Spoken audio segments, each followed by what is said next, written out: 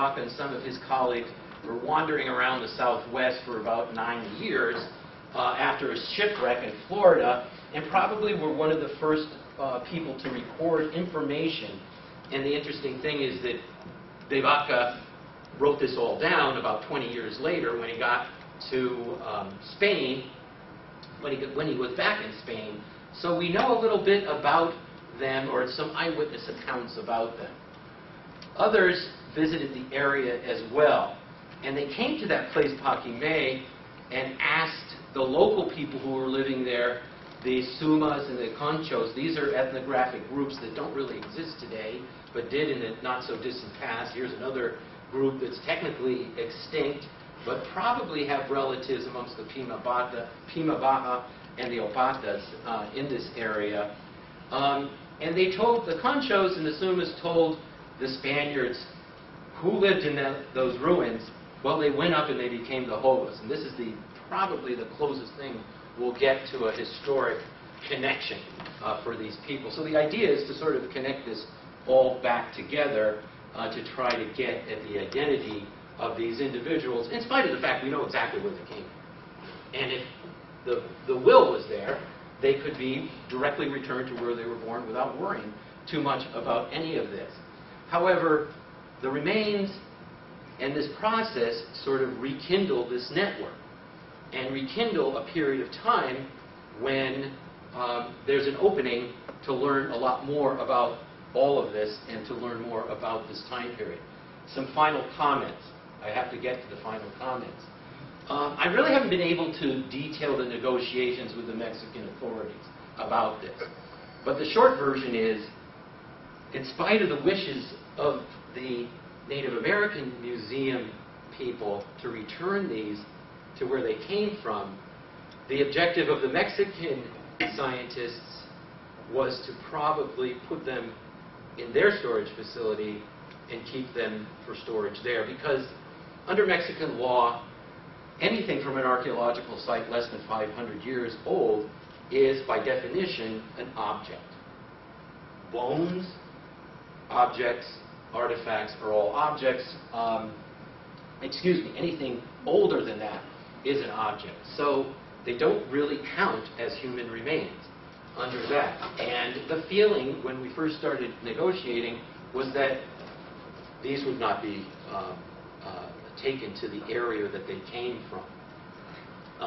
The idea was, these are Mexicans, just like we're all Mexicans, we're a mestizo nation, and we'll hold these for the good and enlightenment of the nation.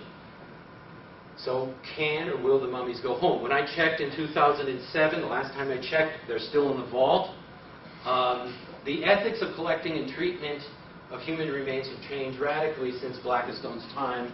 I don't have to go into that too much, but I feel that you probably appreciate that that's probably the case because these laws were passed, repatriation.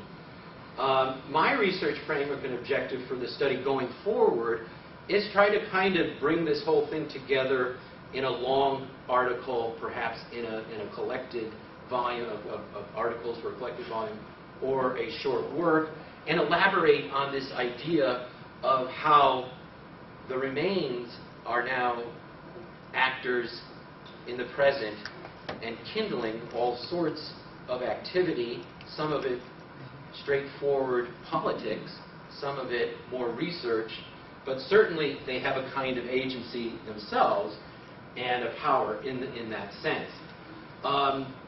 Just as a parting shot here, I wanted to take you back to the cave, 2001, and the guy who owned, didn't mean to do that, the guy who owned the farmland below provided us with a kind of tequila that was called Sotol. And Sotol is very good stuff.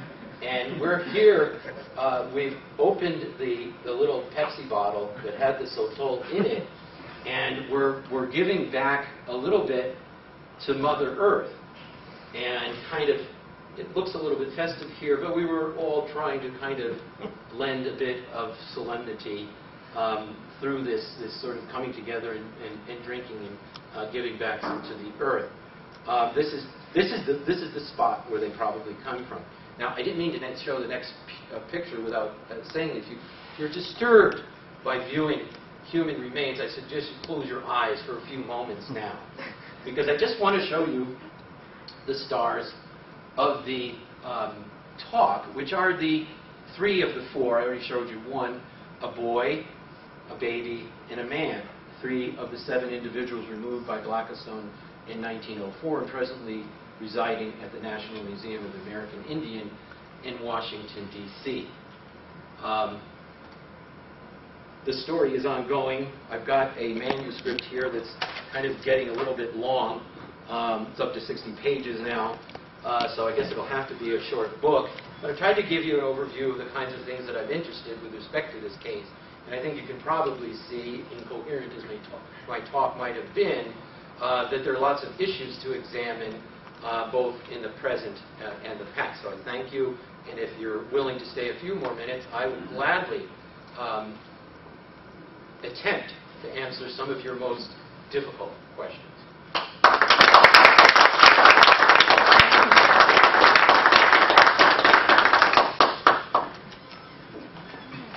Jacqueline, I underline difficult. Why is Blackstone so important? How is he different or similar than any of the other archaeologists / rich / adventurers / miners of the time? I mean, I'm intrigued by him, but what? Since you spent some time on him, I'm thinking that he may be a little different or special compared to maybe some of the other types during that era. So why should I care about him, other than him being the grandson or nephew of? Well, I think that, you know, he's different from Blumholtz and Humboldt. You know, he's not.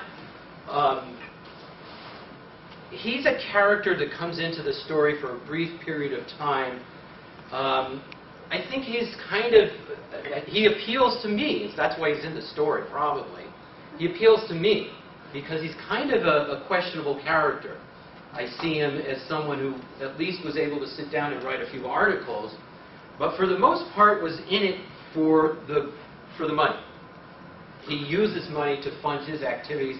I don't think I need to find out a lot more about him, and I plan to find out more about him, but I don't think that he was really much of a mining engineer.